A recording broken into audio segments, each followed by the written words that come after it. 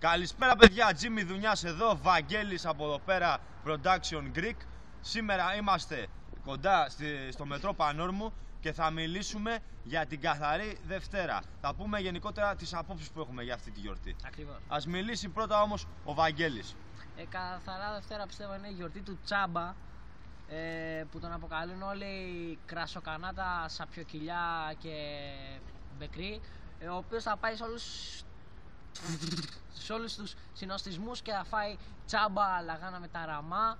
Ταραμάς, ένα υλικό το οποίο φτιάχτηκε για να σε πηγαίνει στην τουαλέτα κάθε 4,5 λεπτά με το ρολόι. Λαγάνα, άλλο ένα ψωμί το οποίο βαφτίστηκε και άλλαξε ονομασία. Μελιτζάνες κανονικές. Ναι, οι οποίες τις ανοίγουμε και βάζουμε μέσα το γαμμένο κιμά για να φάμε γεμιστά.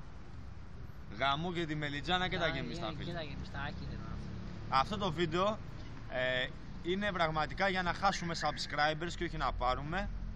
Γι' αυτό και θα μπει στο κανάλι του Manostad. Επίσης να πούμε ότι αυτή η κορυφαία εικόνα λήψης είναι από ένα κινητό τελευταίας τεχνολογίας. Sony Bravia. Στην κάμερα από πίσω βρίσκεται ο Μάνος Καραφλός Tab.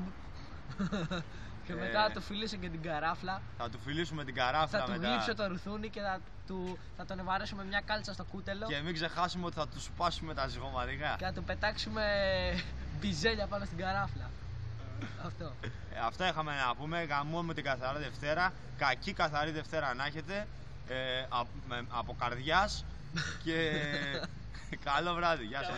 Μέρα ό,τι ώρα το βλέπετε, μαλάκες. Πούλο, μαλάκες.